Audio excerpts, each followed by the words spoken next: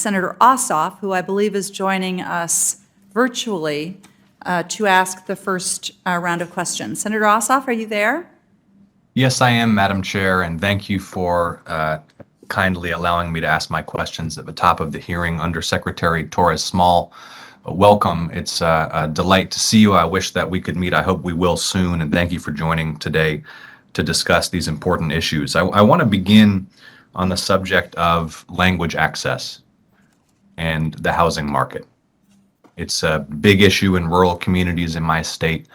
I hear about it pretty regularly, for example, from Latino constituents, Asian American constituents. Just to give you a sense, for example, in Stewart County, Georgia, over 15% of the population face language barriers. And so what I want to ask you is, first of all, to comment on the steps that you intend to take and are taking to help Americans who face language barriers to navigate the housing market and the housing system. And then ask you to commit to working with my office and on a future visit to Georgia, sitting down with leaders in the Latino community, the Asian American community, other communities facing language barriers, to discuss what steps we can take together to help ensure all Americans can access safe, affordable housing. Thank you, Senator Ossoff, for your question and for looking at a truly important issue, which is working with people. In all of rural development and the work that we do, rural housing is where we have the most interaction with the final recipient of the services that we get to provide. And it's so crucial that there's a real partnership there. And the most fundamental piece of that is language, is communication. I was recently in Arizona where this issue came up because, of course, Spanish language and the accessibility there is crucial.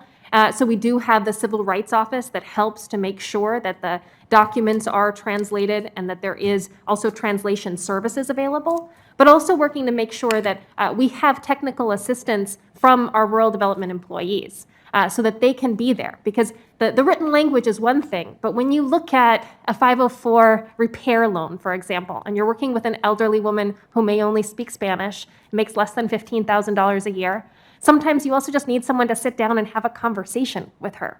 And the ability to do that reinforces how crucial having staff on the ground that are from those communities to be able to provide that service.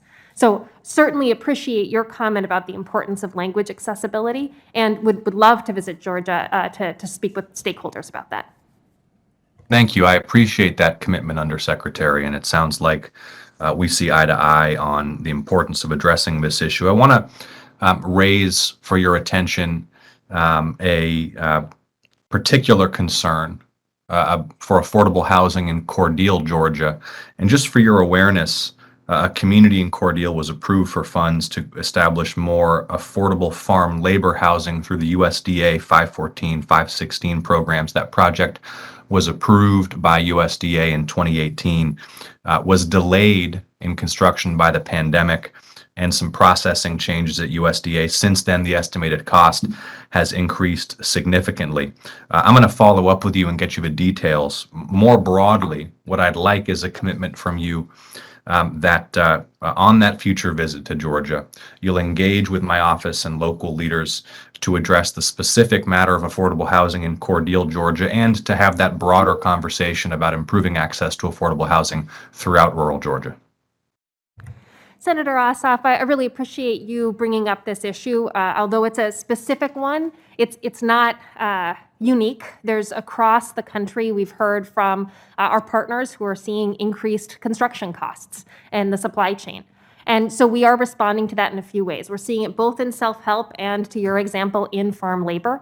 And for farm labor, there's a very specific route that we're trying to address it. So with some construction projects, they were awarded, and I know I'm about to run out of time, but they were awarded under a NOFA that had a cap, a limit on how much we could award. So the only way we can extend that is if we recompete.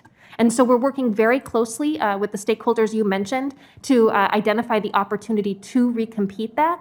And we feel that they'll be very strongly situated to be able to make the case for those additional cost overruns. We're also encouraging them to find other partners as well in that financing, but working very hard to partner with them because all of us are suffering the impacts of the supply chain. So for that specific issue, I want to make sure that our teams are working together closely so that I'm not weighing in on an application process, but certainly would love to further discuss the larger issue of housing in Georgia when I'm able to visit.